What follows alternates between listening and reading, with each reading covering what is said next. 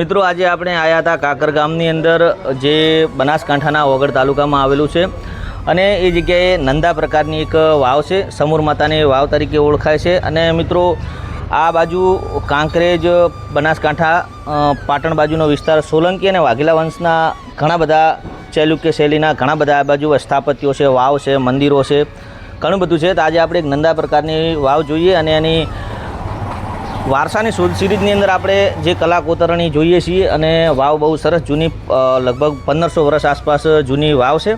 અને મિત્રો આ વાવ છે, વાવ પછી હું તમને એક કાકર ગામનું 1500 વર્ષ જૂનું ભોયરું છે, એ ભોયરું પણ હું બતાવું તમને. અને જે ભોયરું એવું કહેવાય છે કે અહીંયાથી કાકરથી સીધું પાટણ સુધી ભોયરું નીકળતું હતું, એવું ભોયરું છે. એ ભોયરાની પણ આપણે મુલાકાત લઈએ. તમે વિડીયો સાથે જોડાયેલા રહો. તો આ સમૂર માતાના પૂજારી છે મહેશ. ચેનલને લાઈક કરો, શેર કરો, ગમ બને બધું લાઈક કરે દો. અને પછી આ સમૂર માતાનું મંદિર છે. અને પેલું આપણે આખા ગામને જોઈ નાખીએ. આ કાકર ગામ છે, જે અહીંયા કને જૈન દેરાસર આવેલું છે પાછળ. અને આ કાકર ગામનું બસ સ્ટેન્ડ છે. આ ભેસત માતાનું મંદિર છે. એવું કહેવાય છે કે વિશ્વની અંદર એક જ આ ભેસત માતાનું આ મંદિર છે. એનો પણ આપણે ઇતિહાસ છે, એનું પણ પછીથી જોઈશું. અને આપણે હવે જઈએ વાવ બાજુ. તો વાવ બાજુ જઈએ તો પહેલાં એક બાર સરસ મજાની પ્રાચીન મૂર્તિ છે, જે મૂર્તિ વિષ્ણુ ભગવાનની છે. આ વિષ્ણુ ભગવાને શંખ, ગદા, ચક્ર, પદમ ધારણ કરેલું છે. જુઓ, આ શંખ, ગદા અને ચક્ર, પદમ. ચાલો હવે આપણે વાવની અંદર જવું. આ વાવ છે નંદા પ્રકારની, એક મુખવાળી વાવ હોય, એક જ પ્રવેશ દ્વાર હોય, એને નંદા પ્રકારની વાવ કહેવાય. અને આ સમૂર માતાનું મંદિર છે. આ જુઓ,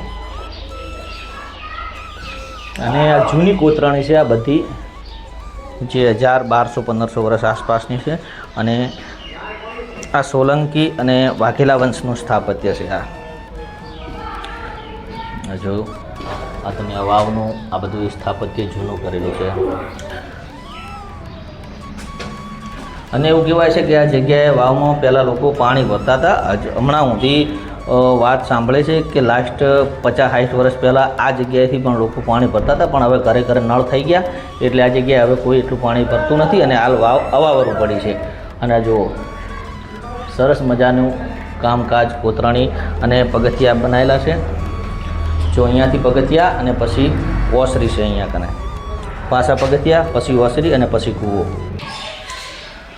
30 પગથિયાવાળી આ વાવ છે. અને વાવ બનાવેલી છે 1, 2 અને 3, 4 મંજિલા વાવ છે. આર્યા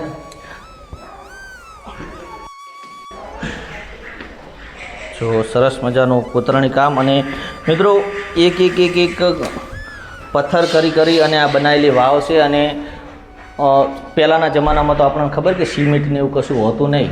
તો આ વાવ હજી સુધી 1500 વર્ષથી આ વાવ અડીખમ ઊભી છે. આ જુઓ તમે, આ જો આ પથ્થર લગાવેલા છે એક છે ને. હા,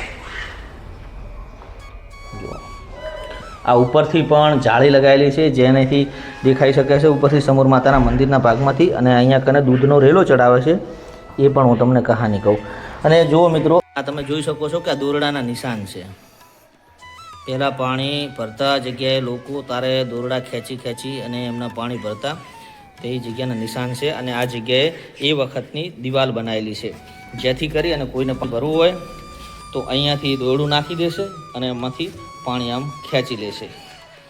આ જૂની જ કોતરણી બધી છે. અને આ પ્રાચીન છે. કાકર ગામ છે તે કંકાવટી નગરી તરીકે પ્રાચીન સમયમાં ઓળખાતું હતું. અને વનરાજ ચાવડાનો રાજ્ય અભિષેક પણ કાકર ગામની વણિક દીકરી જે શ્રીદેવીએ કર્યો હતો, એનો પણ ઇતિહાસ છે. એ પણ સંપૂર્ણ માહિતી પછી મેળવીશું. અને આ જેવા કૂવો છે અહીંયાથી જોવો. અત્યારે તો હાલ આવા ભાગમાં આવું છે.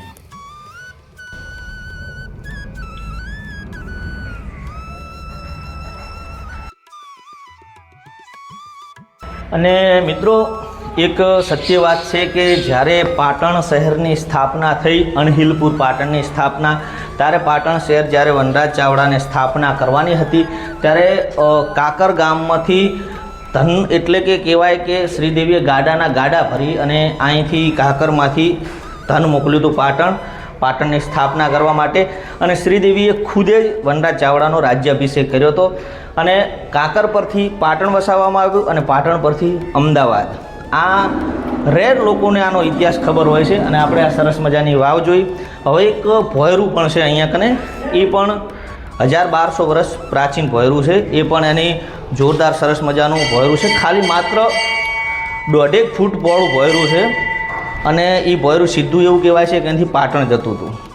એ ભોયરાના પણ આપણે મુલાકાત કરી અને તમને બતાવું, એ પણ જોરદાર સરસ મજાનું છે. અને આવા તો મિત્રો કાકરની અંદર આપણે અત્યારે 4 થી 5 વિડીયો બનશે, એટલો ભવ્ય કાકરમાં વારસો છે. એ હું તમામ આપણા એક સિરીઝ કાકર સિરીઝની અંદર હું તમને એક વિડીયો બાય વિડીયોની અંદર બધું કહેતો રહીશ.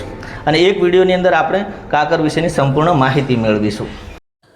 મિત્રો, આ વાવની કોઈ એવી સત્તાવાર માહિતી નથી મળતી કે આ વ્યક્તિએ જ બંધાવેલી છે, પણ આ વાવ 1200-1500 વર્ષ જૂની છે. અને આ આપણે પહેલાંના સમયમાં રાજા મહારાજાઓ ગામમાં પાણીની તકલીફ માટે, પ્રજા કલ્યાણ માટે વાવ બંધાવતા હતા. એ રૂપથી જ આ વાવ બંધાવવામાં આવેલી છે. અને જેનું કામ જોઈ આપણને પણ ખબર પડી જાય છે કે આ વાવ બહુ પ્રાચીન હશે.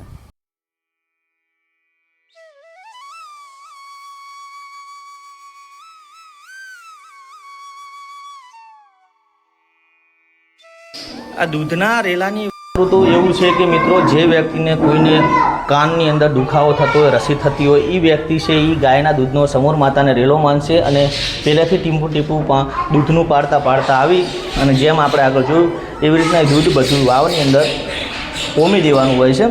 એનાથી એવું કહે છે કે સમૂર માતાજીની અસીમ કૃપા છે અને માતાજીનો ખર્ચો અને સારું છે, મટી પણ જાય છે.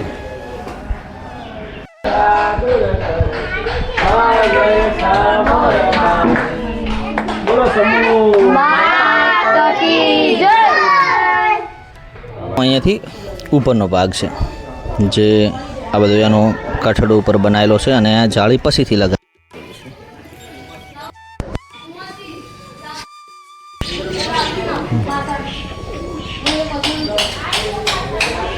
અત્યારે આપણે હતા કાકરની અંદર આવેલું 1200-1500 વર્ષ જૂનું ભોયરું છે, એ જગ્યાએ આવ્યા હતા. અને મિત્રો, આ ભોયરું છે એ ભોયરું આજથી 1200 વર્ષ પહેલાં સોલંકી વંશ, વાઘેલા વંશનું સ્થાપત્ય છે, જે ચાલુક્ય સ્થાપત્ય કહેવાય એ વખતનું સ્થાપત્ય છે અને બહુ પ્રાચીન છે. આપણે અંદર જોઈ અને આને જોઈએ એવું કહેવાય કે આ જગ્યા ઉપર 7 ભોયરા હતા, પણ અત્યારે હાલની તારીખની અંદર એક જ ભોયરું છે અને જે આગળથી બંધ કરવામાં આવ્યું. આપણે એની સંપૂર્ણ ભોયરું જોઈએ અને માહિતી મેળવીએ અંદર હાલ કઈ કન્ડિશનમાં છે અને કેવું છે. તો આપણે વાવ જોવી સમૂર માતાની. હવે અહીંયા કને મહાદેવનું મંદિર છે સમૂર માતાથી 1.5 કિલોમીટર આગળ. અહીંયા સમૂર માતાના મંદિરથી 1.5 કિલોમીટર આગળ મહાદેવનું મંદિર આવેલું. એ જગ્યાએ પ્રાચીન ભોયરું આવેલું છે. આ પણ સમથિંગ 1200-1500 વર્ષ જૂનું ભોયરું છે.